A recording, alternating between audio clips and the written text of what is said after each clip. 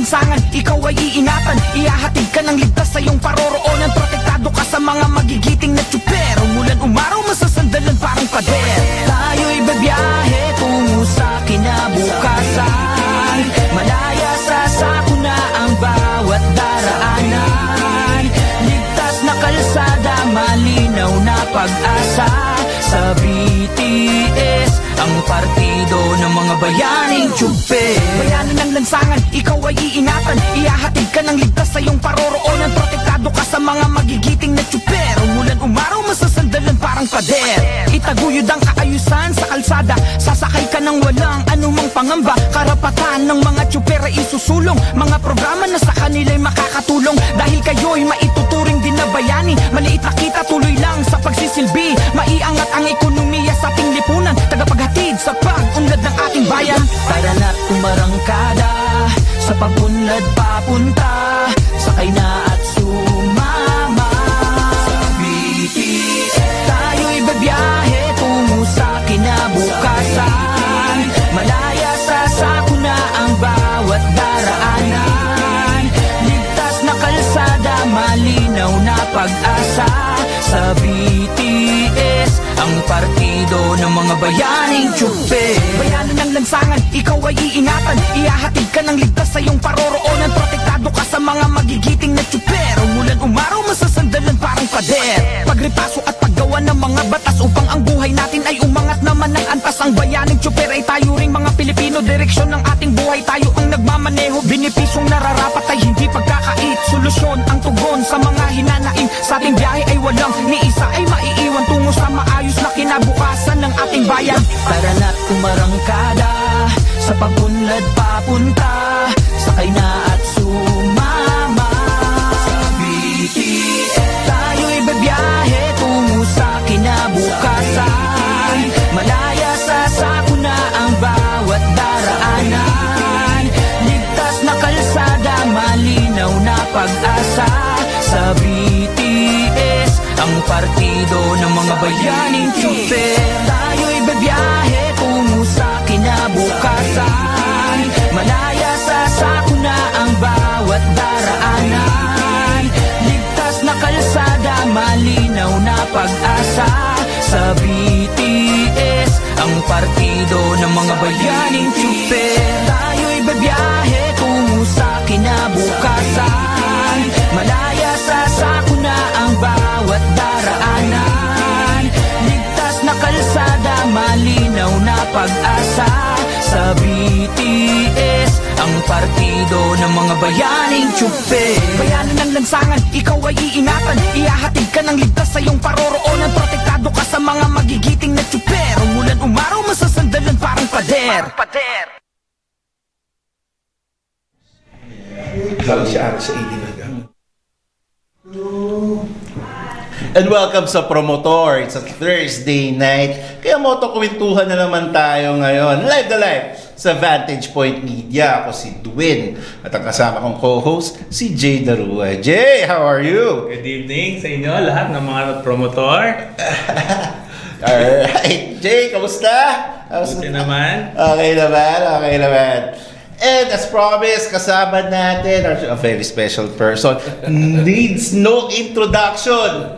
Welcome to ProMotor, Colonel Bong Nebrija. Yan, Dwin and Jay, magandang gabi. Angel, naninibago ako dito dahil ako ang ini-interview pero ako naka-Vantage Point Media na jacket, But it's nice to be back. Yung mga kaibigan natin dito, I've been hosting here also for a while pero I was off dahil nagkaroon ako ng vertigo and matagal ako nawala. So, but I'll come back. Siguro magpro-program din ako ulit. Sir, actually nakita namin yung teaser video. Nilabas naman ni Angel yung teaser. Nakita namin ang sakto i-relaunch natin. I-relaunch natin. Yes, we could do that. Yes. Magandang gabi po sa inyo lahat. It's nice to be back. Good evening to everyone. And ang swerte-swerte natin ngayon, Jay, to have Colonel Bong here. Sir Bong! Natin pa ikot-ikutin to. Sir Bong, paano ka ba naging interested with motorcycles? Well, motorcycle, nung kabataan natin during PMA days and eventually when we entered the Navy, so alam mo, mga yan, just era ng Top Gun yan eh. Era ng Top Gun yan. Kasalanan din Top Gun 87. And Navy, talagang you're the closest branch of service. Navy pa. Navy. Uniform and all that. So, yeah, as we were, tapos, bikes are not that expensive, diba? So, merong mga bikes. But I did not own one. Because, when I got married, tabu yan. Yun na. Tabu yun. So, sabi ko, okay, I'll forgo with that. So, lahat to mga deferred dreams of na isang tabi muna isang yun. tabi muna. Okay. So, pamilya muna na yan. Not until the time na 40 na ako, can you imagine? Tagal So 20s, More 20s to 40s. Yes. Ganyan. So then I started sa Amerika. Nag-bargain na ako kay Macy's. Sabi ko, pwede na siguro ako magmotor, ano? Matanda di ba? Walang lumaki na. Malaki yung mga bata. Nandito na tayo sa Amerika. Hindi naman masyadong delikado dito, di ba? Pwede na siguro magmotor. Only if you can get your M1 license. Of course, di ba? Pagkuha ng M1 license doon, Hirap yan sa M1. mahirap. Hindi kagaya dito. Hindi katulad dito. So, M1 license. So, nakakatuwa kasi titignan ko kung paano. Theoretical, walang problema. Right? Yung practical exam. So, ginagawa ko doon, nag-i-spy ako doon sa pinaka-LTO nila, sa DMV.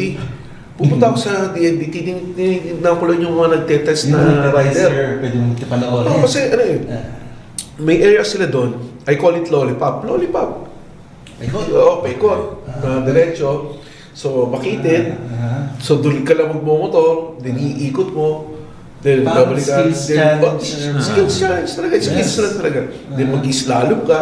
Then, balik ulit. Kaliwa, kanan naman. Ikot mo. Ganun kahirap kumuha ng lisensya. So, ganun. And I was watching naka-big bike, yung mga seasoned riders na laging nagmomotor to work.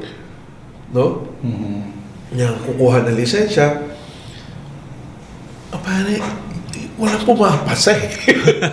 Walang pumapasa. Ganon. And then, one funny thing, sa tabi ng testing area, may isang Indian guy. Meron siyang 50cc yata ng motor. Scooter. Maliit. Mga moped. Moped. Yes. Tama ka. So, nandun lang siya sa gilid ng testing area. Pag bumagsak yung naka-big bike, wanna try my moped? Pinaparin Pare, kasi wala namang displacement requirement eh. Okay. Kahit anong motor pwedeng mong dalhin for testing. Okay. Yung mga Amerikano, hindi mo nang, ang lalaking tao di ba? So, they will look awkward because naka-scooter ka. Diba? So, wala namang pumapasa. So ngayon, paparentahan yung Indiano yung scooter. Gagano-gano ka lang. Gagano ka. So, pumapasa. Pero ang gamit, hindi big bike. Ang gamit sa akin. Parang pagdaraya naman to. Parang I cannot prove to myself na naipasa ko yung testing. Na hindi mo motor. That's path number 1. Ang path number 2, mag-motorcycle riding safety course ka. So kung mapasa mo yung motorcycle riding safety course mo, forgo na yung testing mo. Pasado ka na. Pasado ka Diretso na. So parang may theoretical ka, may riding safety course ka, pwede ka na mag-M1. Okay. Pero yung safety course kasi, over the weekend. So, punta ka ng Sabado, may lecture kayo, hapon, meron kayong introduction. Basically, yung Sunday, testing na yon. Test na. So, in short, napasa ko. Okay. Yung Motorcycle Riding Safety Foundation, MRSF. So, pasado, doon ako nagkaroon ng lisensya. Pwede na. So, pwede na. So, may ako. May ako. May tsapa na. Oo, may tsapa na ako. So, okay na. Pili na ako ng motor. Pagpili ko ng motor na gano'n, sabi ng dealer, so, are you getting that, Mr. Nebrija? Sabi niya, I'm planning to get this. Sabi ko gano'n, is that parking lot across this shop yours? Yeah, why? I gotta test this. Sabi ko sa I gotta test this. Sabi ko siya. So, okay, bumili lang ako ng 250 na Honda. Para siyang reflex, hyper scooter. Okay. Maxi scooter. So, testing ako. Okay na. Sabi ko, I'll get a helmet, I'll get a jacket, I'll get the gloves, and that's it. Bili. Uwi ko na yung motor. Uwi ko na yung motor, di ba? Uwi ko na yung motor. Hindi ka napahan ng konti, Sir Bob. Hindi, actually, maganda yung mga daan sa Amerika. Yes, Kaya may sort of, confidence. Confidence. So, okay naman. Nung nagamay ko na, doon na naman yung pagsisisig. Bakit pa naman ganito lang binili ko? Dapat binili ko na talaga yung malaki, di ba? Na-outgrow mo agad yung motor? Na-outgrow na. Kasi, ang maganda doon, kahit ganun yung, basta may M1 ka, pwede kang mag-freeway. Okay. With that kind of displacement. Mga 250 lang, pwede ka mag-freeway. Basta may M1 ka na lisensya. Yun yung pinakamataas yung motorcycle or... License? Hindi naman. Yun yung M1 lang naman. Isa lang naman, motorcycle license ng M1. M1 lang ang tawag nila. So, pag may ganun ka, pwede ka mag-freeway. Alam mo, pinakamabilis talaga freeway. Kaya niya humataw ng 100 miles per hour. Oo. So, ganun ka... Makakabueli yung motor talaga.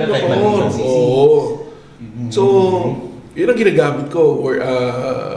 Pinandili mo siya? Pinandili ko commute. Parang ang mahal ng parking sa San Francisco. Napakamahal ng parking. No. This was mga 20, mga 2007, 2010. Ano yan? Sir, height ng ng yung IT. Yung mga tech. Yan, dyan yung panahon na yun, doon nagsa-start. Tapos tumataas yung mga kaya ganun yung... Sila may kasalanan niya kaya So, yun ang commute ko, daily commute. No? It's practical. Gasolina. Hindi ka gagastos sa gasolina masyado, di ba? Tapos pangalawa, parking. Parking doon talagang, abusahan. Hindi makatarungan ng parking fee doon eh. So yun. And then, you look cool to your, kasi nagtuturo ko.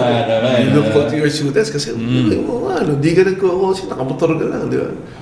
And then also, it's a weekend ride, di ba? Dami kami dalawa ni Mrs. Meron na. Kasi may motor ka eh. Kami dalawa ni Mrs. nagra-ride kami dyan, going to the beach and all that. And so, it was good. So, doon ko na Ngayon, nung bumalik ko sa Pilipinas. Anong taon ka, sir? Saan? Yung bumalik ka ng Pilipinas. Taon 2011. 2011. Okay. So ngayon, wala rin akong balak magmotor. Wala akong balak magmotor. Wala balak magmotor. MMDA, hindi naman ako masyado lang busy. So, parang ka na, lost touch of the riding, ka na. Not until the time na nag-pandemic. Yes. Okay. Nung nag-pandemic, parang may sasakyan. Luwa? Wala Amerika. Parang this is a premonition of getting one. Soften muna si Mrs., di ba? Paalam ulit. Sabi ko, hindi ako mag-big bike dito. Best pa lang. Vespa. Pumain ng Vespa. Ibang technique naman yan, sir. Balik ka muna. Start with small things. Pag-grocery nga. 7-Eleven. Wala na, pare. The rest is history. Meron na akong GS ngayon. So that's how yung history of riding talaga. Right now, I'm sharing it to you, natatawa ako because that's how it was. So that's how it was. Sige nga, Sir Bong, alamin nga natin, ano ba yung mga motor mo sa garahe ngayon dito sa Pilipinas? Sa Pilipinas, don't tell my wife.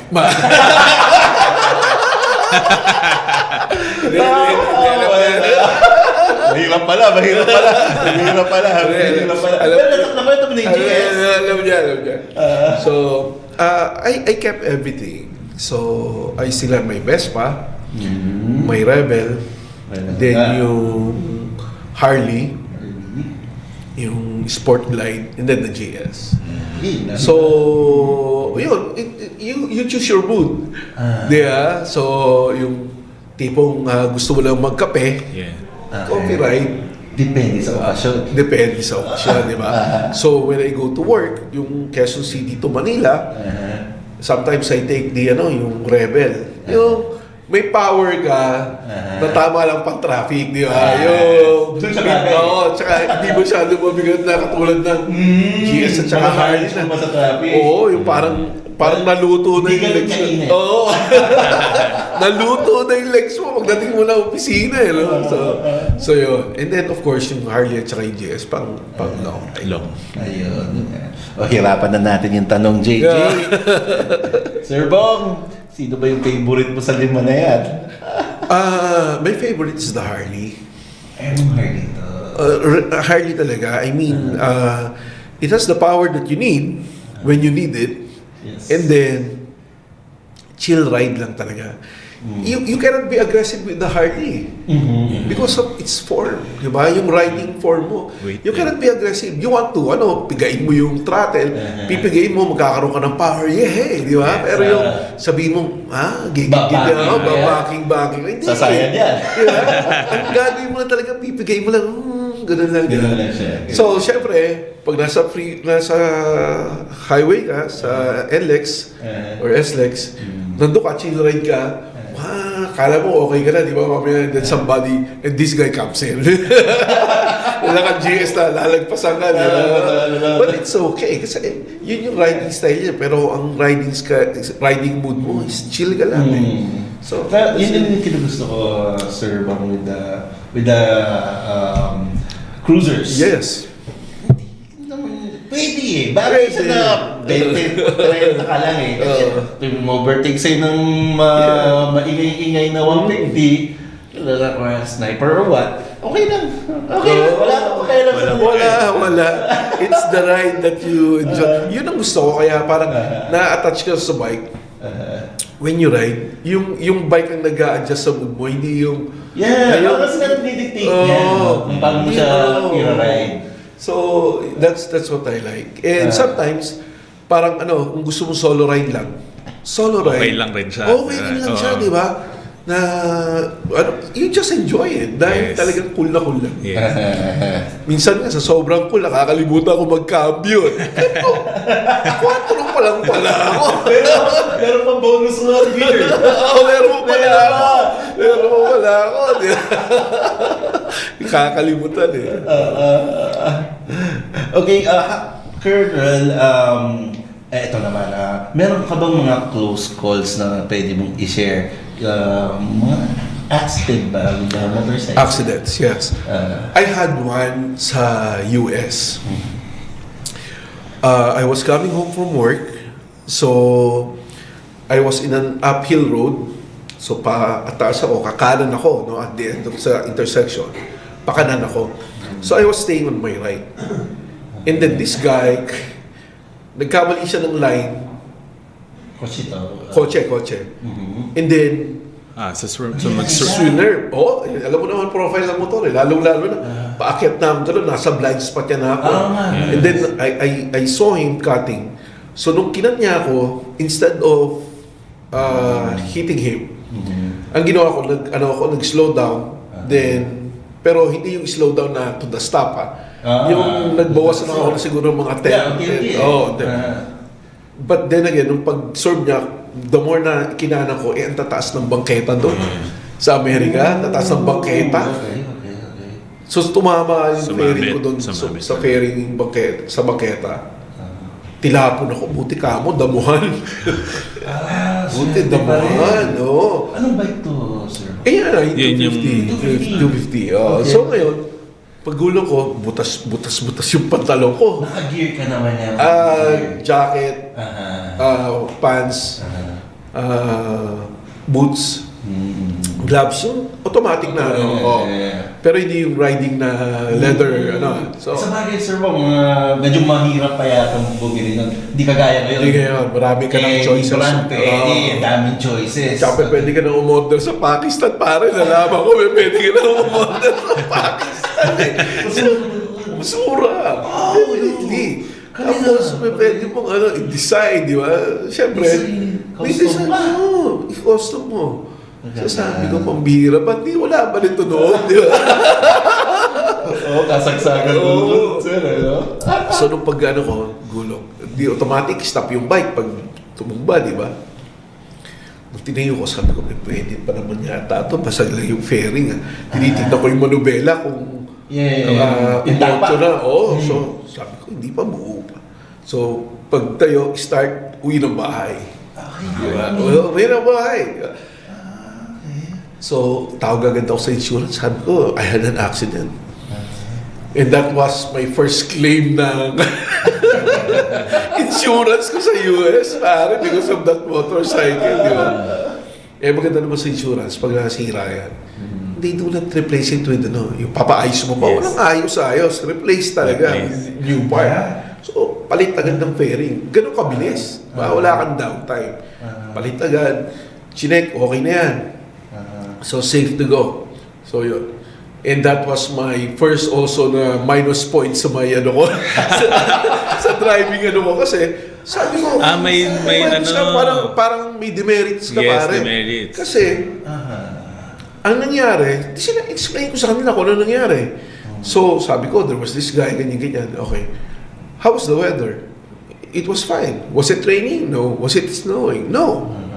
So, what happened? I was just cruising on this side, getting ready to turn right, and this guy just cuts me in. Yeah, but there's no way for us to know that. Diba? Sabi niya. So, all we know, sumabit ka sa gutter, nasira yung fairing mo, now we need to repair it. So, the way we see it, it's your fault. Parang self-accident. Self-accident. Yes. So, also that's how it is. Sabi ko sa kanya, next time, sabi ko, I know what to do. Yeah, and what is that? I'll not tell you. I will not claim anymore. Sabi ko, because these are cheap parts that I could just easily buy. I just want to... So, yun yung unang minus ko, kaya taas yung premium ko the next year. Because of that. Then, this yung mga faults na yan, it teach you a lesson to be very careful. You're not vulnerable. So that's why I really make sure na if I ride, I'm in the right physical condition. Even sleep. Yes. No? Mahirap yung wala kang tulog. Mas masama nga yan. Oo, kasi pare, Sir Bong, na pag lack of sleep, mas dangerous pa yan kaysa dun sa nakain, no? Both are dangerous. Totoo naman. Pero either or yan Pero yung lack of sleep kasi, fatigue. Well, riding, nag-i-enjoy ka, pero it strains you Di ba? So it's training also na physical di ba? So, lalong-lalo yung mga nag-long ride, kahit sabihin mo nag-rest up ka and all that, it takes its toll. Yung problema, Sir Bong, kasi excited ka pag mag-ride. Lalo na yung malalayo, yung mga bago mong pupuntahan. Alam naman natin, ang riding is adrenaline, di ba? So, talagang sabihin hindi ka na-excite. Hindi kayo pinabili ng pandesal para, di ba, mag-ride, bumili ka ng pandesal. Hindi, we ride because there's a destination. Pupunta ako dito. Yes. Kakain ako dito, makikipag-meet up ako dito. Then I'll come back, di ba? Kaya nga minsan, maganda yung ride mo papunta Yung pabalik, parang... Nakita mo na nakita mo na. Nasa beach ka na. Oo. Uwian na. So, uwian na. Di ba? Kasabay mo pala. Parang ang tagal na ng ride mo dahil pauwi, di ba? So, yun So, talagang you really need to check, self-check. Even in my lectures, sinasabi ko sa mga drivers, not only riders, pati mga drivers, self-check is very important. Di ba? Lalo na pare, yung mga 55 years old na may maintenance na. Di ba? May factor yan. May fatigue factor yan. May fatigue factor. Lalo na pag long ride. Yes. You really need to have a self-check. Di ba? So, sinasabi sa kanila, di ba yung blow baguettes? Blow baguettes, right? Sa motor, iba I forgot yung sa motor, pero I practice the same thing, di ba? So, kung ano yung blow baguettes sa sa kotse. Parang ganun din. Summarize mo sa Yung training mo, Sir Bob, kahit madaling araw ang glide, iikutan mo yung motor na sa madaling araw. Kung masyadong maaga yung ride, na talagang madilim pa and all that, I try to do it at night. Okay. I try to do it at night. Parang check na eh. Siyempre, ano ko lalo na pag long ride, alam mo naman tayo, gandang i-document to. Pati yung GoPro mo, charge mo na, di ba? Charge mo na. Yung mga water bottle mo, nilalagyan mo na yan, to make sure, di ba? Tapos yung riding gears mo, nakapila na yan, para pag sumo, di ba? And then you try to make sure na yung boots mo okay, and all that. Motor pala mag-aalayin sa gabi. So, ano mo na, i-prepare na, di ba? Then, yun. Warm up, bago mag-ano. Tama. Well, sir, sa Navy, no? Well, first PMA. PMA, yes, 91. In the 91. Paano ka ba na-inspire to be a serviceman? Okay. There's none in our family who serve in the military, except for my parents during World War II. No, they were both members of the guerrilla front or something. No, so they were there. They met during the war. My parents. So except for them, no. And my dad,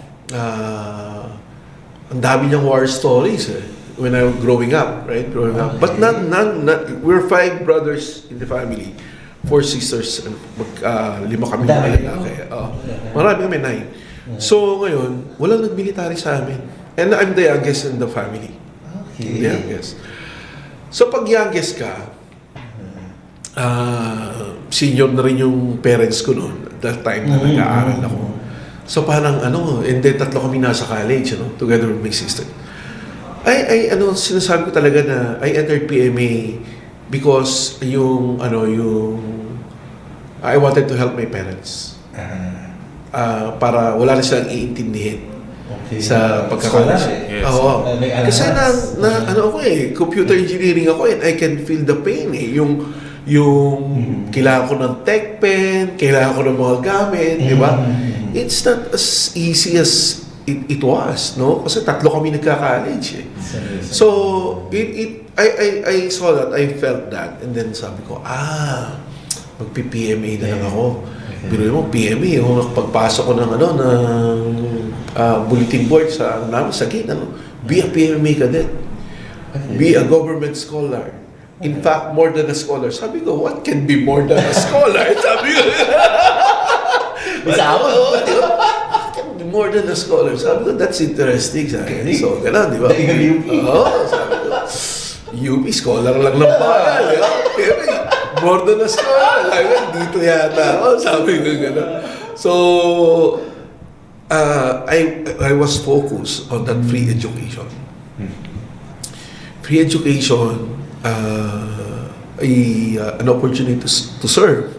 And at the same time, sabi ko, galing nito, pagka-graduate mo, may trabaho ka agad, hindi ka mag-a-apply. Sabi ko, hindi ka mag-a-apply. Sabi ko, dito na lang yata ako. Sabi ko, so, I was not attending my ROTC, At that time, may ROTC kami. So, sabi ko, ilan ba ang absences ang kailangan para pumasa? Iba ka mamaya, ilan ba ang maximum absences na pwede? Para hindi bumagsak. Parang 10 yata. 10.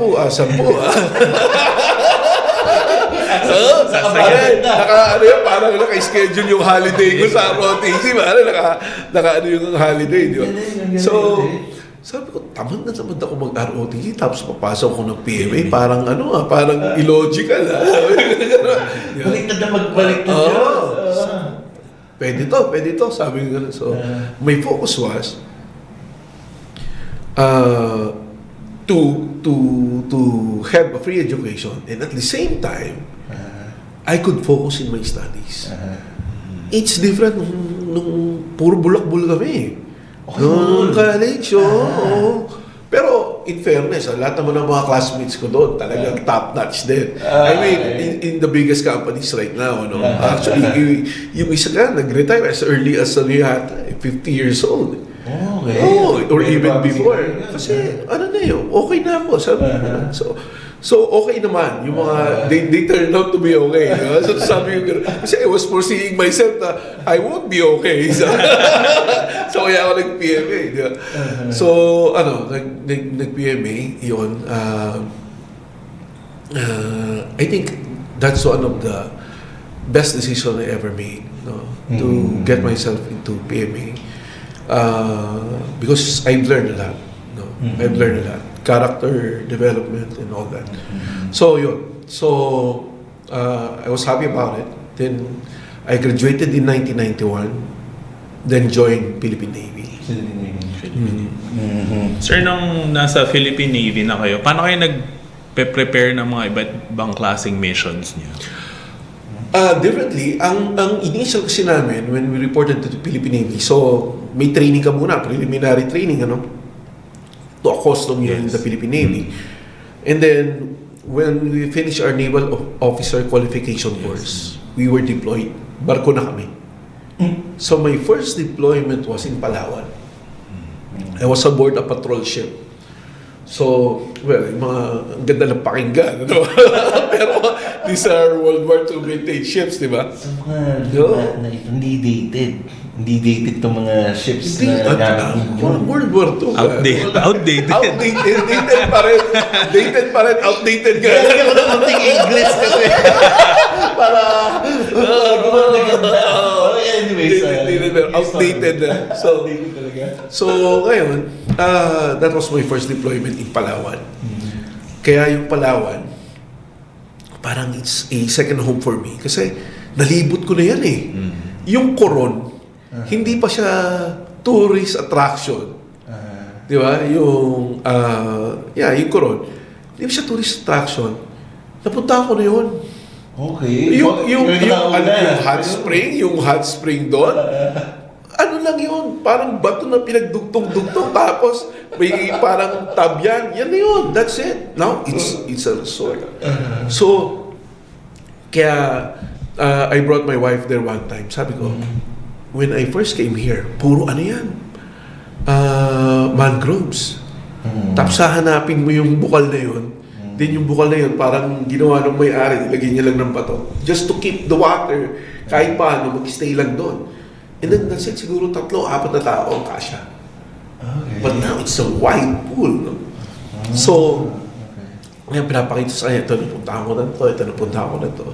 Then, pinakita ko yung mga lake na pinunta ko. So, even before, I really love Palawan. It's so nice. No? Na-develop pa. Gumanda pa. Dumali. Oh, you have so many boats that you can get to. Even in Honda Bay. Yung mag-island hopping ka sa Puerto Princesa, sa Honda Bay. Before, it was not like that. Talagang yung bangka mo, yung bangka na ginagamit ng mga isda. So yun ang sideline niya. Gusto mo mag-island hopping, hindi mo na makakawil ngayon. Ipasyal muna kita. Ganun lang yun. So, but now, Palawan has really improved. So, and the reason, so nung barko, Palawan, lahat ng alon sa Palawan, naranasan ko na. And then, naglaon yun ako. And after my second tour sa barko, that's the time the opportunity came na mag-apply sa flying, sa aviation. So, Naval Air Group. So, apply kami. And then, nakapasa naman. And then, I was able to get in. So, shifted from barko to aeroplano. Yes. Okay. Sir, sa tingin mo ba, ano ba yung, looking back, what do you consider your greatest achievement as a Navy pilot? As a Navy pilot, I flew so many missions talaga sa Navy, no? Memorable ones. Actually, I was, alam niyo yung BRP Sierra Madre? Yes. Sa Yung Shoal? I was the first pilot, one of the first. Dalawa kaming nagpiloto ng helicopter to land there. Land dun sa BRP Sierra Madre. So, one of the two first pilots of the Navy to have ever land in a human shoal. Kaya yung sinasabi nila, di ba, nagwa-water cannon, ngayon nagwa-water cannon sa Coast Guards, di ba? Then, when we were flying, challenge kami ng China. Meron na nun, sir? Challenge na kami ng China. Because I was deployed there in 1995. That was the first. Nagkaroon ng Chinese incursion dun sa Mischief Shoal. Okay.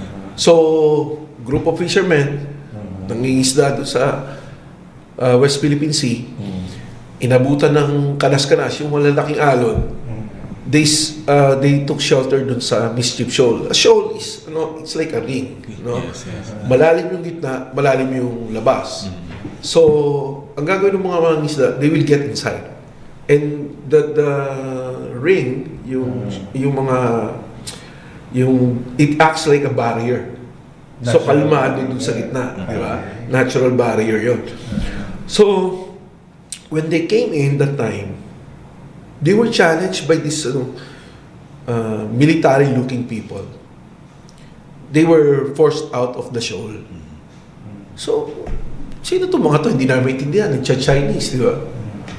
They came back to Pag-asa, reported the matter, and then, in-alert kami. It was on a weekend.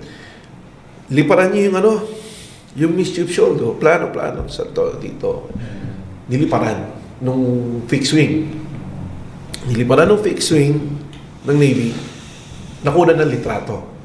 So, 3 kubol, houses on stilts, na magkakadikit, na may parabolic antenna. That's how it started. That's how small it was. Ganun kaliit. Ganun lang. Kung if this is a big shoal, tiny. Parang yung mga squatter sa Baseco na nakatira doon sa gilid ng Manila Bay. Inadlag sila. Ganun lang, di ba? So, diplomatic protest, nothing happened. So what we did, inikot namin lahat ng mga isla natin sa West Philippine Sea. And that was one of the greatest adventure ever. Ever. Because, biruin mo, sino makakapag-claim na naikot niya ng lahat ng mga isla sa West Philippine Sea, di ba? Di ba? It's a mission. It was a mission na kailangan namin gawin. And at the same time, I was flying a helicopter. Di ba? So, ang gagawin namin, I will take off from the ship, iikutan ko yung isla, may spotter ako sa likod, tinitignan niya lang kung may mga discolored portion yung reef. Kasi ang ginawa ng mga Chinese pare, nilagyan ng lapida yung mga isla natin. Lapida. No? They buried it sa reef, sinimentohan, may Chinese character, and then nakalagay date 1987. Ang tinornohan na. Parang cleaning nila. Di ba? Cleaning nila. Okay. So what we did is, tinanggal namin yun. Sinakay namin. So, ang bigat ba? Ang bigat. Ang hirap iangat. Di ba? Ng boom, di ba? So we only took one. Okay. So all the rest. Sample muna. Kumuha lang kami ng isang sample. Yes. Tapos, we kept that. Yung the rest, wala, pinasabog na lang. Underwater. Okay. And then we saw house, parang doon, yung mga unfinished structures. May mga bakal na. Hindi mga Pilipino to, sir. Hindi. Posible. Okay. Oh. So ngayon, yun ang inikot namin, and we stayed in West Philippine Sea. That was the longest deployment ever. Siguro mga 2 buwan kami doon. Nakaka-borde, di ba? Walang internet pa noon eh. So when we go to Pag-asa walang kuryente. Walang tao. Sawang-sawa ka sa dagat yan. Hindi. Ang sarap nito, mahuhuli kami ng lobster, doon lang eh. Lobster, kuha ka. Ulam namin, lobster. Di ba? So parang pag marinig ng taga Manila, wow! Really? Di ba? Pagkatapos kuha yung lobster, malungkot ka na naman. Pati nga yung, may nakita kami na we were served one time yung itlog ng pawikan. Okay. Siguro tumaas yung cholesterol ko eh. Kasi masarap pero pare, taas sa cholesterol. Sir Bong? Wala, ping pong ball, pare. Ay, Ping pong ball. Ito yung mga hinahatch. It's a ping pong ball pero parang leathery yung ano niya. Yung shell. Okay. It's not a hard shell na gagawin mo. Pinupunit. Pinupunit. Tapos sisipsipin mo. Raw yan. Raw. Hindi. Pinapakuluan. Okay. So parang balot din. Balot. Di pag ano ka, bata ka pa, malakas ka pa, mababa pa cholesterol mo, it was good din. Di ba? Pero tinatamaan ako yung mga pinapatuyo nilang itlog ng pawikan eh. Yung red. Yung red portion ng egg. Yung yolk. Yung yolk, pinaka-yolk niya. Pinapatuyo nila sa araw. It will dry, right? Okay. Tapos parang mani. Di ba? They will serve it on the table. Parang mani. Pero, doon sa gulugin. Ganun, konting i-break. matigas eh. So, it's like parang joled, no? Okay. Kainin mo, masarap siya, mangunguya mo. Di ba? Hindi siya masyado matigas. May chunk na siya. Oo. Makatatlo ka lang nun, tulog ka. Kasi sobrang, ang talaga mahihilo ka eh. Sabi ganun, mahihilo ka. Kanuugo. ganun kataas yung Ganun cholesterol. yung cholesterol. But it was nice, ano? Eh, natatanda ako nun, magiinuman kami. Kasi that's how boring it was. Wala kang mapakinggan na radyo. Wala kang mapanood na TV. Wala naman kami mga cellphones noon. Walang internet. Wala. So, magkwentuhan kayo. And, you know, lahat ng kwentuhan nyo, masasabi mo, in 1 day or 2 days, ubus na eh, di ba? Pabalik-balik kayo. Mari-replay mo eh, ha? Eh, parang ang ano namin noon, books was one. Meron mga libro doon, mga Lord 2, babasa mo, okay, tapos na, di ba? So, but we're talking about 2 months, right? So, you will forget what day it is. Saka kaya lang print. Oh, Wala ka talaga. nagiging. And then, ang exercise mo dun sa deck na lang ng barko, palakad-lakad ka doon, di ba? And, siyempre, gusto mo makatulog. Eh, wala namang aircon yung ano namin, yung barko. Electric pan lang. So, ang gagawin namin para makatulog sa gabi na medyo masarap-sarap, magiinuman kami. I do not know where we get this liquor, pare, pero hindi na uubos ang inumin sa barko eh. Hindi na uubos ang inumin sa barko eh. So, di inuman. Pero pare, pinaka-social na inuman yun ever. So, we will be staying at the aft portion of the ship. Medyo mataas yan. Then, meron kaming yung mga Navy SEALs na trainee. Navy SEALs. Eh, gustong-gusto mag-swimming ng mga yun eh. Okay. For some reason eh. Ay, gabi. Gabi. Hindi, spear fishing sila. Spear fishing. Yeah. Yun ang challenge nila. So, sir, mag-spear fishing kami. Pag narinig ko na mag-spear fishing yan, activate na agad yung inuman. Sashimi yan? So, ang gagawin lang namin, so mag-establish kami ng table doon, may inumin na kami. Yung Navy SEALs, nandun sa baba, nag-spear fishing. Pag mga nakadalawa, tatlo na yan, maririnig mo yung bell, ting, ting, ting, ting. Kasi yung may rope kami, may net sa baba. Pero hindi lalagyan nila ng isda yung net. Pag nalagyan nila, ting, ting, ting, ting. So, Hihilahin na yan. Iyakat pa, di ba? Iyakat. Pagkaangat, tanggal lang yung hasang, hugas ng konti, salang na sa ihaw. That's how fresh it was. So, inuman, gano'n. Gatamis yan, Sir Bob. Masarap. Gatamis yung meat yes. pag fresh eh. I love this fish. Ang pangalan is suran. Suran, no? Ang suran, yung mga ganyang kalalaki lang, size na suran. Kasi it gets bigger eh. So, yung mga ganyan, hindi mo na nililinisan ng tinatanggalan ng intestines ng laman loob. Okay. Pagkahango, ihaw mo agad. Diretso na. Diretso mo. Hindi mababurn yung skin. Makapal yung skin eh. Okay. So, maluluto mo yung without burning the skin, maluluto mo na yung loob. So, ngayon, pag sinerve sa'yo, parang hindi luto. Right? Kasi mababurn yung skin. Tanggalin mo yung balat, parang pinoil mo yung isda.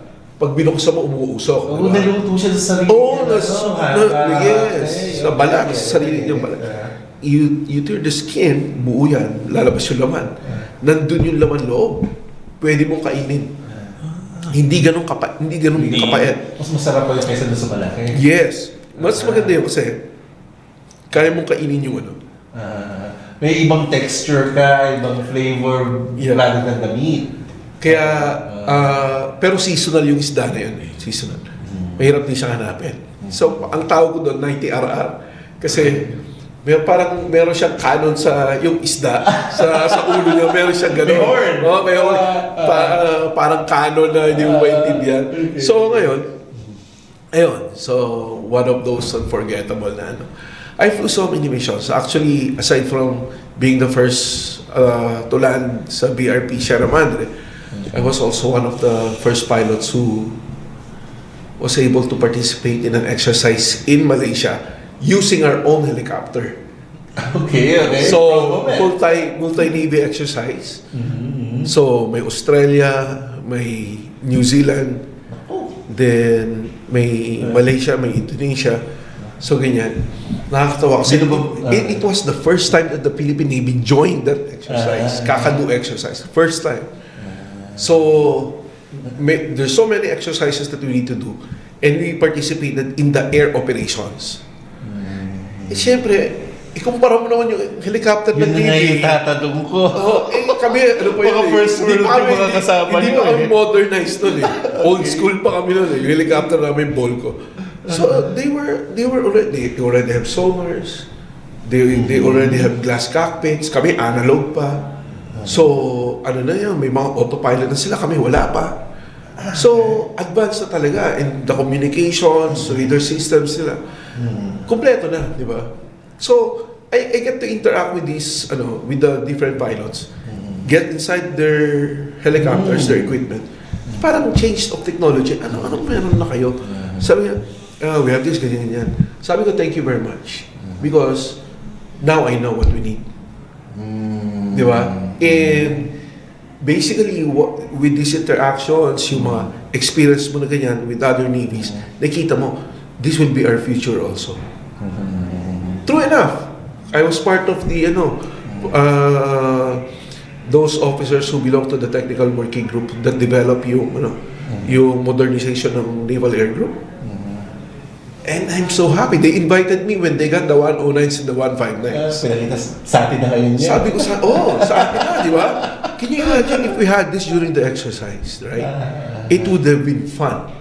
Pero sabi ko nga, because of that experience na ganito lang yung gamit natin, you got excited to see other technologies as well. So, then the rest is history. Walang nagyaya, Colonel Bong, silipin yung helicopter mo. sabi nung natatanda ko yung Australiano, yung pinaka-boss namin, yung sa air operations boss namin for that exercise. Debriefing, di ba? I do not know what kind of helicopter this bloody Filipinos fly. I do not know what is your helicopter? It's a BO-105. What is that? So, close to insulting us, pero matatawa sila kasi you were there, right? You're part of this exercise. Part of the exercise na you're bringing your own equipment, how inferior it is, but you were there. True enough. So, kinakantsawan nila ako, what kind of helicopter? Galang-galang. Ito na, nag-air operations na kami sa Darwin, Australia. Nandun kami. So, at least, knowledge kung how to do the operations, alam namin yan. Di ba? Pero, equipment, inferior, right? But the skills, know-how, alam namin. Nasabayan mo ba, Sir Bog? Sababay ba kayo dun sa... Hindi, ito eh. They didn't want to use us. Parang, kami, back up kayo. Okay, kasi, di ba? But the thing was, yung primary na maghahanap dun sa, parang may identify kang enemy. Okay. So, yung helicopter na supposed to be na lilipad para to identify the enemy. Kasi grupo kayo eh. May groups kayo. Hindi makalipad. Okay. Hindi makalipad. Okay. So, for technical reason or whatever, tawag sila ngayon. Philippine Navy. Here's the mission. Ganun. Oh, sabi namin yung mission. Okay.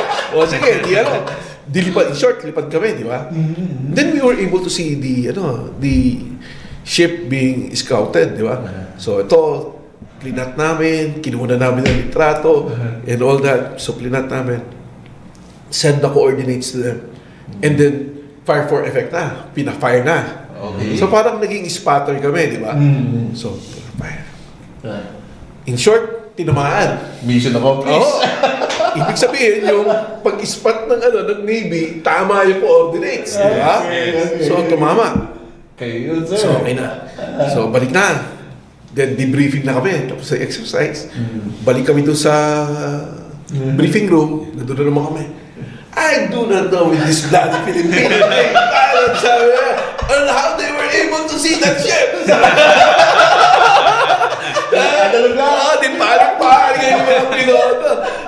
Tawa ako ng tawa. Sabi, kala niyo, pipit kami ha. Agila to. Kaya yan, tuwa sila. Yeah, we were recognized then. Ayos. So, can you imagine if you have, sabi ka ng isang I think taga New Zealand. Can you imagine, Lieutenant, if you're flying one of those modern helicopters, what else can you do, right? So that's good.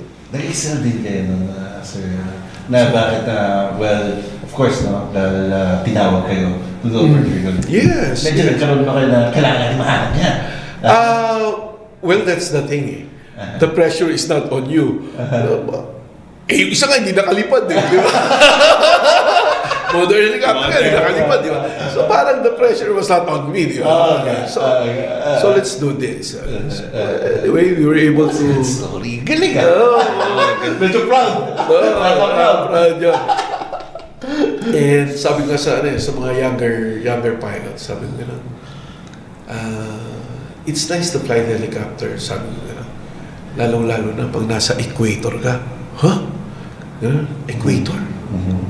Have you flown sa equator, sir? Oh, so many times. Sabi, paano yun, sir? Paano yun? When we were crossing the equator, kasi from Philippines, Indonesia to Australia, you will cross the equator. So, nung magkakross kami ng equator, it was daytime. So, sabi ko, sa mission commander, sir, kailangan ko lumipad. Ha? Bakit? Sir, ang tagal na namin di nililipad yung helicopter nasa dagat tayo. We need to warm it out. Kasi baka mag-develop yung salt sa turbine engine. Sabi ko, sige, lilipad kayo. Yes, sir. So paglipad ko, nasa vicinity na kami ng equator. So we had the GPS then. Yung mga inferior na GPS pa rin. Mas maganda pa yung GPS kayo ng cellphone kayo. Kasi yung GPS nun So, we had this GPS sa panel namin. Sabi ko dun sa co-pilot ko, watch this. So, pupunta kami ng north, pupunta kami ng south. So, yung GPS namin, north, south, north, south. Yung magnetic compass. Yes. Magnetic compass, talagang ikot ng ikot dahil nakukonfuse kung north or south di ba? Because we were right there. Ganun pala Nandun kami sa 0-0. Di ba? And I was just literally parang hovering lang sa dagat. Tapos north, south, north, south. Kaya sabi ko, ako lang nakakross sa equator multiple times. Balik-balik ka. So, tawag sa amin yung barko, Navy 420. Yes, sir. Sir, pinapatanong ni Mission Commander, ano ginagawa niyo dyan? At tinetest namin yung magnetic compass. Kung tama. Okay. Accurate. So, buo pati yung GPS, accurate. Sabi na. So, those were the days. Dami namin kalokohan as pilots, pero it was fun. It was fun. Very nice. Yun, Sir Bong, well, according to betterup.com, meron daw 13 important values ang isang leader. 13 important values of a leader. Ito yung empowerment and development, vision, communication, reinforcement and influence, empathy, humility, Yes. passion and commitment, respect, patience, resilience, honesty, transparency, accountability and integrity. Marami siya actually. Marami. Pero ano yung unang tatlong pipiliin mo, sir, to develop and make you a better leader? Although marami. Marami. One is vision. I think... Vision. Number one na yan, sir. Being a leader, you need to be a vision. Kasi direction setting ka eh. Where do you want to put your team? Diba? So you need to have that vision. If you will be the one to lead, where are you going to lead them? Okay. Diba? Okay. That may plano na. Dapat may ano ka. Okay, we're here right now.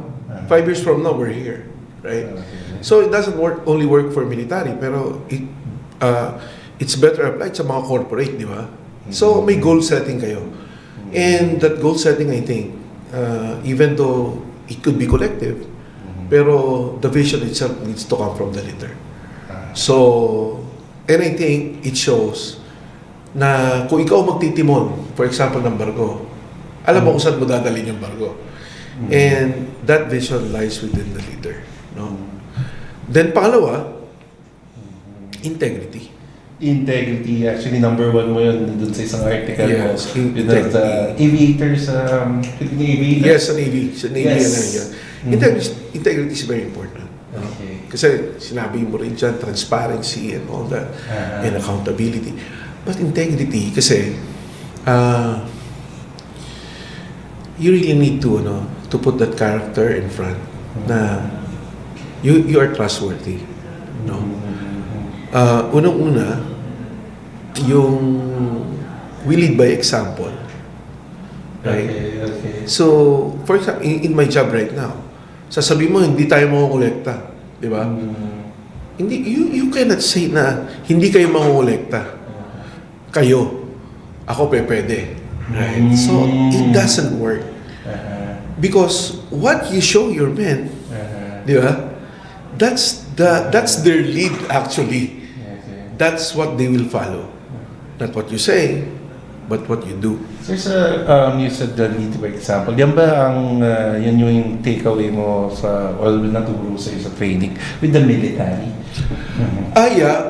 Kasi military ano yan yung leadership principles, di ba? So basically, that's yung inano namin pinagkalakihan namin, di ba? Doon kami nabuo, right? So yung character namin was parang founded on that. And nandun naman na lahat. To include yung integrity, yung vision, and all that. And so we have one vision, then second integrity. And I think among the list, empowerment is good. Empowerment and development. Yes. Yan yung pangatlo mo. It's like the military leadership principle of know your men and take care of their welfare and look after their welfare, right? So that's one of the, I think, leadership principle number 6 yan. Know your men and look after their welfare, di ba? Pero I also like that, but I'm now banking with all my experience. I think empathy is I considered empathy one of my top 3 already. It wasn't part before. Talaga nagmamature ang tao eh. So Bago yan. yung empathy now with the work that I do. Okay. Lahat talaga tayo may pinagdadaanan eh. Di ba? You cannot say to your men, set it aside. Ito yung trabaho natin, no? Di pwedeng laging gano'n. We're just human beings. Bumabait na ba si Colonel Bong Nebrija ngayon? I learned to empathize, right? Not only to women, but also to the motorists, di ba? Ang right now nasa training ako, di ba? So I teach. I included effective communication sa curriculum ng mga enforcers. It wasn't there before. So I suggested sa palayo kailangan natin effective communication. Lahat ng kaguluhan sa kalsada, sometimes it's a matter of communicating it well. I myself is not good at it. Pero through experience, I learned na ito yung kailangan mo. Sinasabi ko sa nila, speak your truth quietly and clearly, no? Parang Clear and concise. Sabi mo kung ano gusto mo. Communicate it clear na. Second, sabi ko, communication is not only talking, but listening. Listen attentively, actively. Listen actively. Ibig sabihin, you do not lose that portion of the communication that you listen to whom are you talking to. Hindi iisipin mo yung sagot mo. So, clear and concise when you talk. Listen actively, right? And third is learn how to empathize. Once you get all these things, alam mo kung saan, anong pinanggagalingan niya. Then try to put your shoes in his place. Baka yung galit mo, instead of anger, maawa ka. Right? So, and it's nice because if you practice it, you become more discerning. Niloloko ba ako nito? Nagsisinungaling ba to? Ginagago ba ako nito? Something like that, di ba? So, yes. Kasi, okay. If you will ask me 20 years ago about my priority, top 3, with the list that you have told me, it could have been different. But now, you matured with all the units that you've handled, the different men that you've handled. Nagmamature ka rin eventually. So, you take a different path now. So, yung top 3 ko noon might be different, totally different from my top 3 now. Well, para dun sa question ko, which I didn't ask you, Sir Bong, no? Nahirapan ka ba when you retire?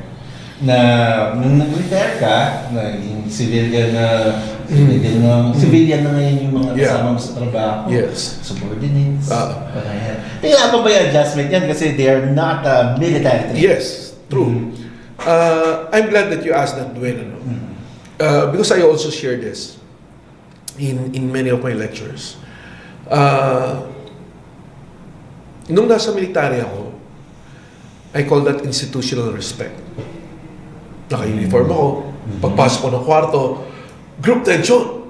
Everybody Sir. knows. Yeah. They salute the rank. Right? Ito gagawin natin. Yes, sir. Di ba? O ikaw, gawin mo to. Yes, sir. Because there's institutional respect. Because you have the rank. You have the rank. You have the seniority and all that. So, they tell you this, right? Yes, sir. Yes, sir. At MMDA, it's totally different. Okay. They do not care about your rank. Ako, sir, sundan natin yung Yes, question ko. yes. Mag-commercial lang tayo sa ng mabilis. Magbabalik po ang promotor ko. Tapos sa ilang paalala, dyan na kayo, more of Colonel. Ilang oras yun? Unang lansangan, ikaw ay iingatan. Ihahatid ka ng ligtas sa iyong paroroonan. Protektado ka sa mga magigiting na tsuper. Umulan umaraw, masasandalan parang pader. Tayo'y babiyahe tungo sa kinabukasan. Malaya sa sakuna ang bawat daraanan. Ligtas na kalsada, malinaw na pag-asa. Sa BTS, ang partido ng mga bayaning tsuper. Bayani ng lansangan, ikaw ay iingatan. Ihahatid ka ng ligtas sa iyong paroroonan. Protektado ka sa mga magigiting na tsuper. Umulan umaraw, masasandalan parang pader. Itaguyod ang kaayusan sa kalsada. Sasakay ka ng walang anumang pangamba. Karapatan ng mga tsuper ay isusulong. Mga programa na sa kanila'y makakatulong. Dahil kayo'y maituturing din na bayani. Maliit na kita, tuloy lang sa pagsisilbi. Maiangat ang ekonomiya sa ating lipunan. Tagapaghatid sa pag-unlad ng ating bayan. Para na umarangkada sa pag-unlad papunta. Sakay na at sumama sa BTS. Tayo'y babiyahe tungo sa kinabukasan. Malaya sa sakuna ang bawat daraanan. Ligtas na kalsada, malinaw na pag-asa. Sa BTS, ang partido ng mga bayaning tsuper. Bayani ng lansangan, ikaw ay iingatan. Ihahatid ka ng ligtas sa iyong paroroonan. Protektado ka sa mga magigiting na tsuper. Umulan umaraw, masasandalan parang pader. Pagripaso at paggawa ng mga batas upang ang buhay natin ay umangat naman ng antas. Ang bayaning tsuper ay tayo ring mga Pilipino. Direksyon ng ating buhay, tayo ang nagmamaneho. Binipisyong nararapat ay hindi pagkakait. Solusyon ang tugon sa mga hinanaing. Sa ating biyahe ay walang ni isa ay maiiwan tungo sa maayos na kinabukasan ng ating ating bayan. Tara na't umarangkada, sa pag-unlad papunta, sakay na at sumama. Sa BTS tayo'y babiyahe tungo sa kinabukasan. Malaya sa sakuna ang bawat daraanan. Ligtas na kalsada, malinaw na pag-asa. Sa BTS, ang partido ng mga bayaning tsuper. Tayo'y babiyahe tungo sa kinabukasan. Malaya sa sakuna ang bawat daraanan. Ligtas na kalsada, malinaw na pag-asa. Sa BTS, ang partido ng mga bayaning tsuper. Tayo'y babiyahe tungo sa kinabukasan. Malaya sa sakuna ang bawat daraanan. Ligtas na kalsada, malinaw na pag-asa. Sa BTS, ang partido ng mga bayaning tsuper. Bayanin ng lansangan, ikaw ay iingatan. Ihahatid ka ng ligtas sa iyong paroroonan. Protektado ka sa mga magigiting na tsuper. Umulan umaraw, masasandalan parang pader. Ano gagawin mo? Di ba? Riding, commuting is a life skill. And welcome sa ProMotor. Kasama pa rin natin si Colonel Bong Nebrija. Sir, may request ko lang sa natin, sa producer natin, i-load ang picture 7 to 12 dahil it's time for Pixplay now, Sir Bong. Pixplay is papakita lang kami ng picture dyan sa camera. Lagyan mo lang ng konting context. Hero of the Year was given to me by Gawad Filipino, no? And siguro, if I'm not mistaken, I was the first traffic enforcer who was awarded such. This was during the pandemic. Pandemic na nagta-traffic ka pa. No? You try to make everybody safe as much as possible, not only on the road, but yung pandemic na rin, di ba? Kasi, yung distancing and all that, di ba? So, you need to implement whatever the IATF was telling us to do, no? So, we're enforcing it. And then, I think, because of that, yung relentless operations namin, even during the pandemic, they gave me that Filipino Hero of the Year. Very impressive naman din kasi than what you did. Yes. And continue doing pa. Yes. Ayan. And let's go. Picture 8 naman tayo. Oh, that's my graduation sa PMA, no? Ang pag-graduation ng PMA, presidente nagbibigay ng diploma mo. So, in this case, this was in 1991, ang presidente natin si Cory Aquino. Let me just tell you, ano ba yung conversation nangyari na ginawa dyan? Okay. So, ewan ko kung saan nanggaling. Siguro nga kamag-anak ko lahat. No? Pero when my name was called, so, palakpakan. Okay. Maybe it was just more than the usual na palakpakan, di ba? Mas malakas. Oo. From La Union ako. Siguro maraming taga La Union at that time. Okay. Graduate ako. So, nalalaman sila, Nebrija, tinawag Nebrija, din palakpakan, sabi ni Cory Aquino. Wow, Kadet. You have so many fans. Sabi ko, wala pang Facebook doon. Wala pang Facebook. Baka kaya kung may Facebook na, sabi, dami mo palang followers. Wala pang Facebook doon. Okay. Now, let's move on to the next picture. Picture 9. Oh, yeah. So that's the Command 1 of the Association of Philippine Volunteers Pride Brigade Incorporated. Ano? So, I'm director ako ng Brixton Fire Hills Prevention Fire Brigade, no? And tuwing March, nagkakaroon kami ng launching of the Fire Prevention Month. And nung nandun ako sa operations, I joined them. Kami nag-escort sa nila. And that's one of it. Fire Prevention Month. So, bali, rin ako, member ako ng Fire Brigade ng Brixton. Alright. And let's go naman sa picture 10. Jollibee!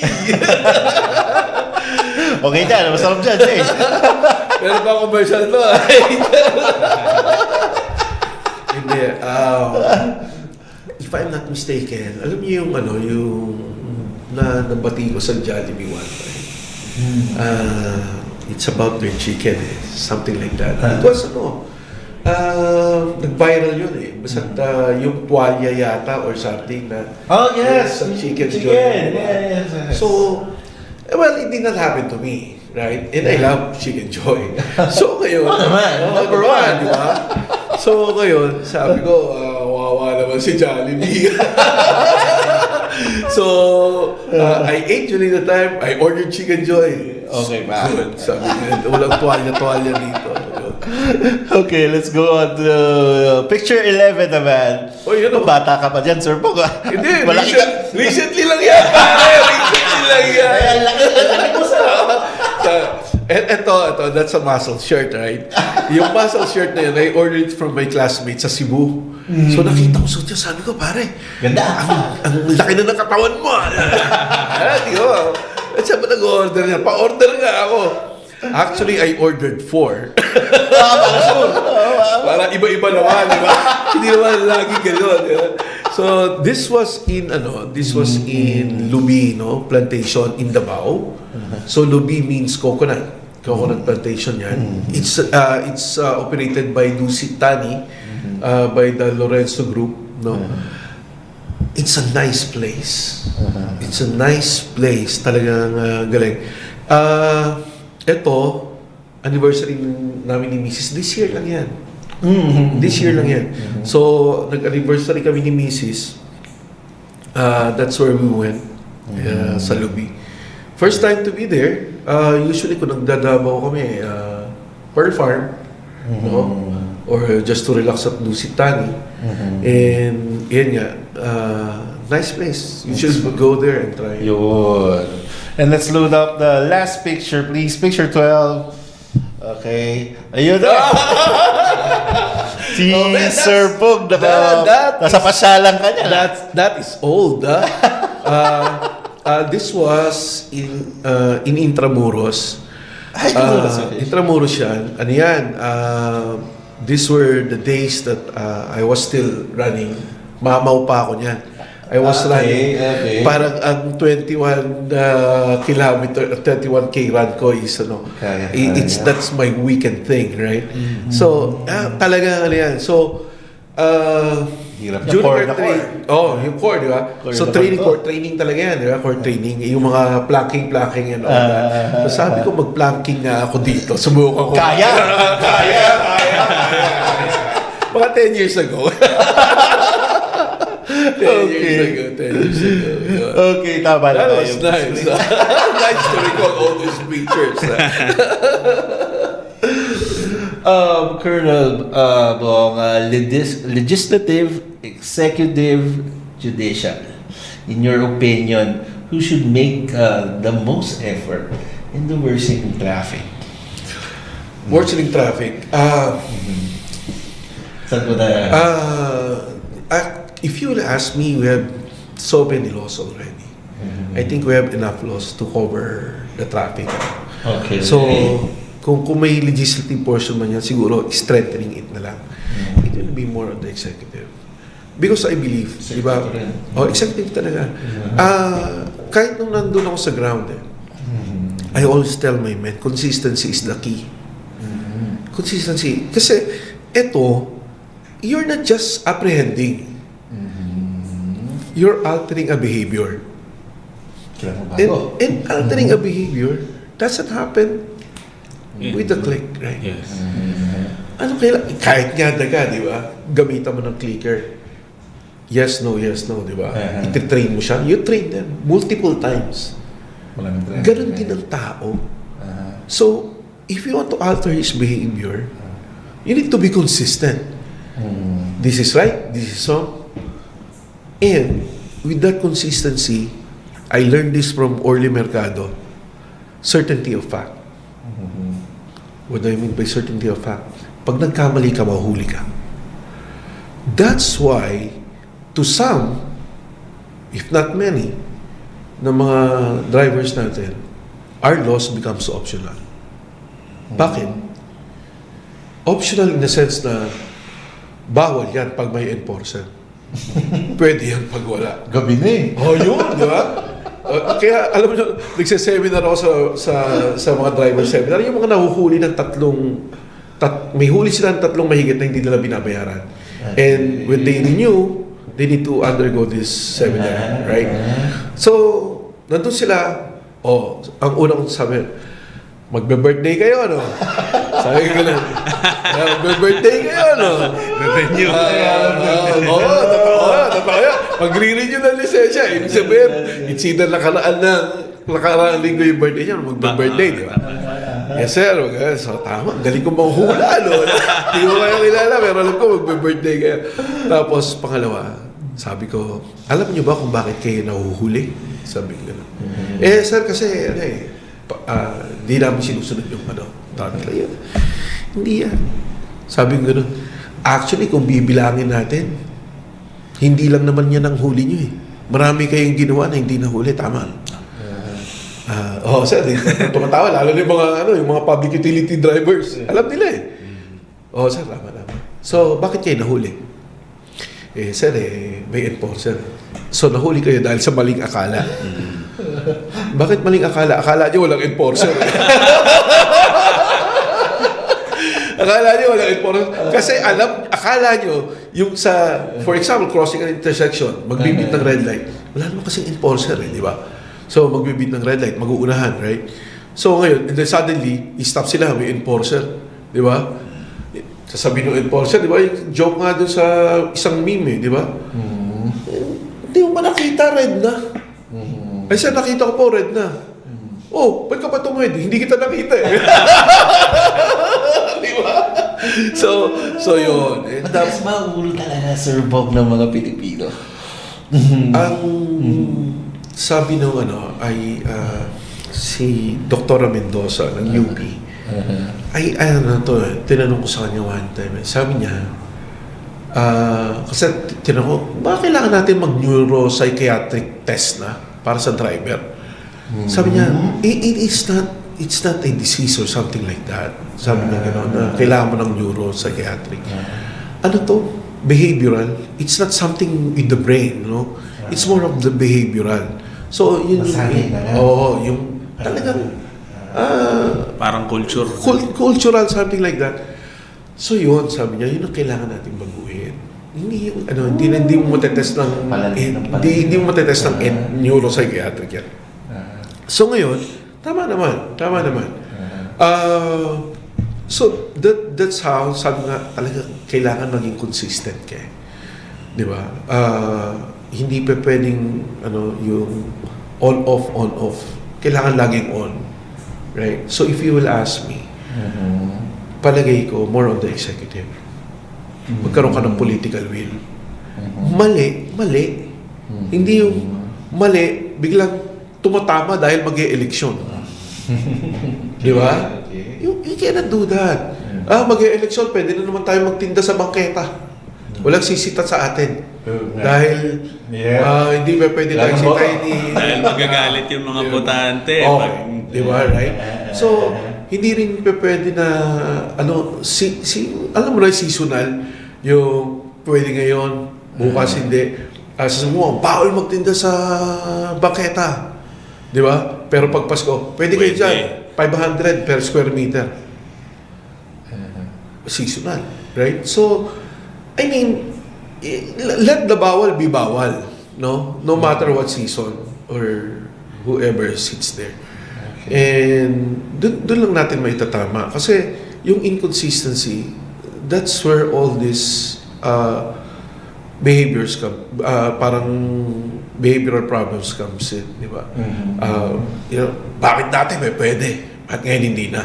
Ba't mo kung tinatawag dyan? Tagal ko na nagpapark dyan, di ba? Sabi nga, di ba? Kasi ang tagal mo nang ginagawa, wala sumisita sa'yo, then dumating si Bong Nebrija, Bong Nebrija, sa mga mong tao, di ba? But you're just implementing the law, di ba? So, yun yung multifaceted ang problema natin talaga sa Metro Manila. I mean, tinatanong nila, ba't ka pa nag-clearing? Have you ever wondered ba't ako kailangan mag-clearing? Ba't ba kailangan natin tanggalin yung mga obstructions sa kalsada? Ang sinasabing sa nila, with the 686 square kilometers na area ng Metro Manila, kailangan natin ng at least 30% of road networks with the population that we have. Mga 30%. Give and take 30 to 40%, right? But we cannot reach that goal. Wala pa tayong ganun, karaming kilometers of road network na 30% nung area natin. Hindi, wala. So we have so many existing roads. Pero hindi siya sapat. Right? Hindi na nga sapat. Obstructed pa. Come to imagine dito sa Metro Manila. Ang laki. May mga kalsada tayo. Hindi mo madaanan. Bakit? Subdivision eh. Ilan? Sa Quezon City na lang, ilan subdivision? May Corinthians, may Acropolis, di ba? Tapos, sa EDSA na lang, may Forbes, may Las Marinas, tapos may dalawa kang Campo, Campaginaldo, Camp Crame. Isama mo pa yung 17 malls on EDSA, 31 to include yung mga near EDSA. So, marami tayong kalsada na pwede mong gamitin. Nagsisiksikan tayo sa EDSA. Bakit? Yun ang nakikita mong tuloy-tuloy eh. Dire-diretso, di ba? Ayaw mong maglooban. Bakit? Masikip. Dahil obstructed eh. Sinasabi ko sa noon, pag nagbabarangay consultation ako, the reason why we're clearing this is we're trying to make available all the available road networks that we have. Ito na nga lang yung available road networks natin. Binarahan nyo pa ng basketball court. Nilagay nyo pa ng barangay hall. Diba? Puro tent ng mga politiko yung mga nandyan dahil may lamay or whatever. Diba? So, yun eh. Yun yung ano. Yung tipo pag kumanang ka, may nagkabungguan dito. Wala tayong madaanan. Kumanang ka, makakadaan ka. Hindi ka makadaan eh. Bakit? May basketball court eh. Sige. Ako ganyan ako, sir. Yeah. EDSA ako. Mas gusto ko pang dumaan ng EDSA kahit mas matagal kesa mabuhay lanes. Kasi mabuhay lanes, minsan masikip. Minsan may kasalubong ka, di ba? Kaya tsatsagayin ko na lang, sir, yung EDSA. Kahit na mabagal, diretso-diretso, hindi ka pa ganang mapapagod. Tsaka yung ang EDSA marami kang exit. If I'm not mistaken, patagal lang wala sa EDSA. Bilang ko yan eh. 135 ba yan? Artillery roads yan na nakakolekta. So, with that, di ba? Pag nagkaroon ng bulilyaso sa EDSA, may lalabasan ka. Right? C5, wala. Hindi siya connected to anything. Di ba? So, yun ang mahirap. So, sinasabi nga, EDSA is still the best bet going north to south. And besides, ang EDSA ngayon, aside from the Guadalupe Bridge, meron kang Makati-Mandaluyong Bridge, meron kang Pantalyon-Kalayaan Bridge, may Santa Monica Bridge. Pag nandun ka na sa area na yun, you can cross the North Manila to South Manila with all these 4 bridges. Ang daming alternate. Sir Bob, last question. Yes.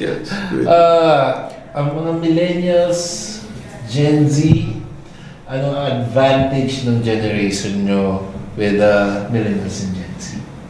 We're robust. Okay. Mas rock and roll ba? We do not get hurt easily.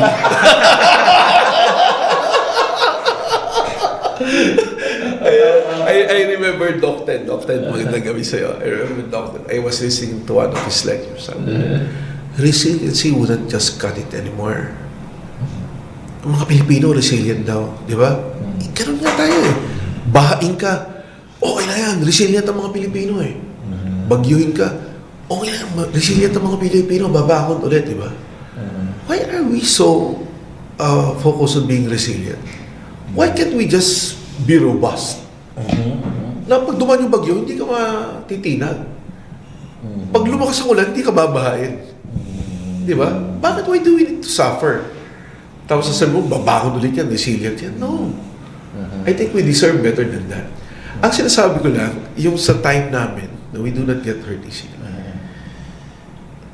Gen X kami. Di ba?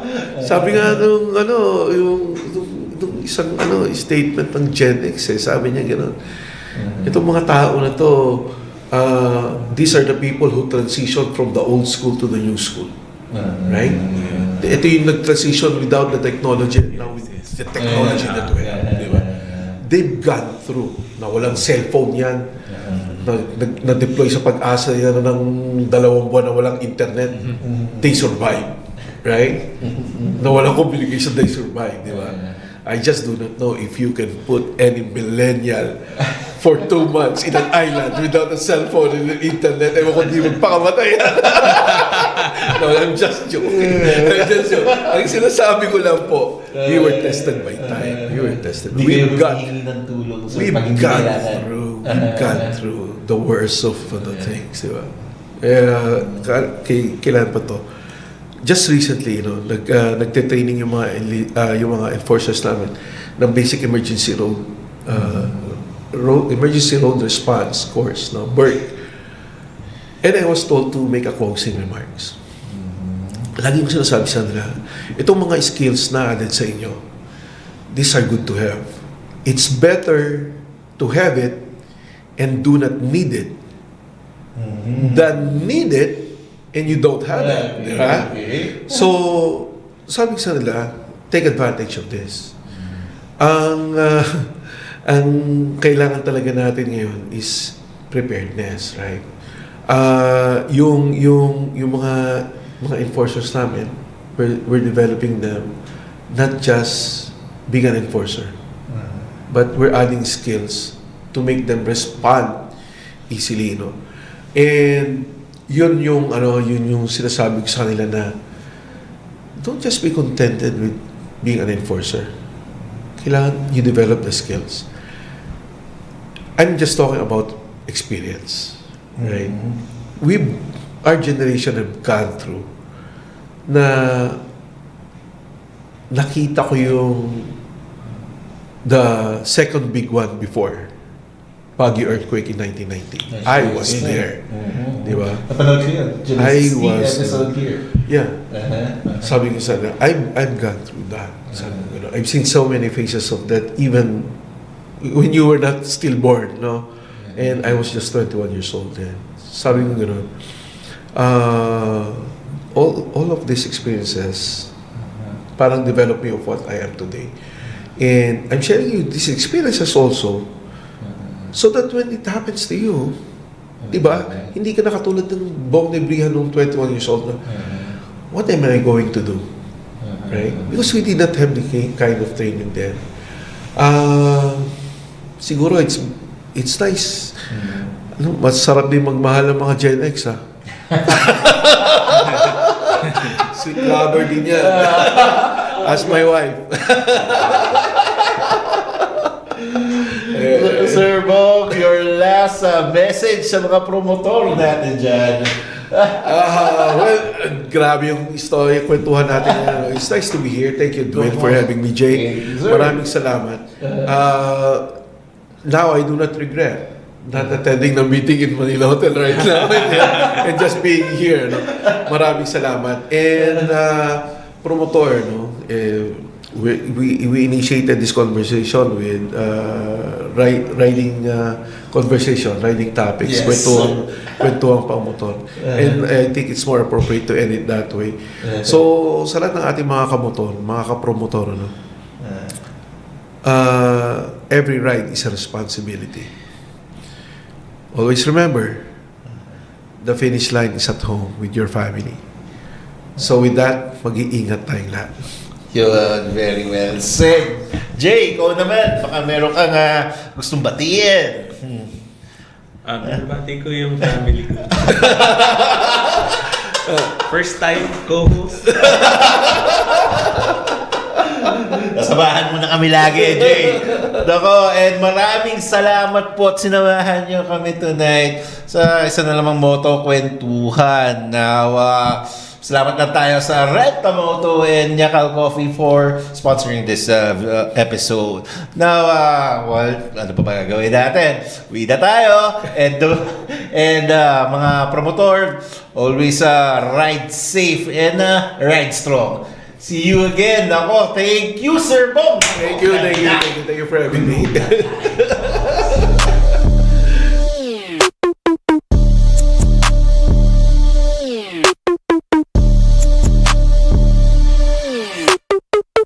Big bands feeling generous. Got a big house, that's my preference. Sitting pretty at the top, Mount Everest. Yeah, I'm bossy, dripping sauce. Cast spells like I'm Severus. Puffing on the best asparagus. Take my sweet time, never in a rush. Cause I'm bossy, dripping sauce. Elio rising, I am so inspiring.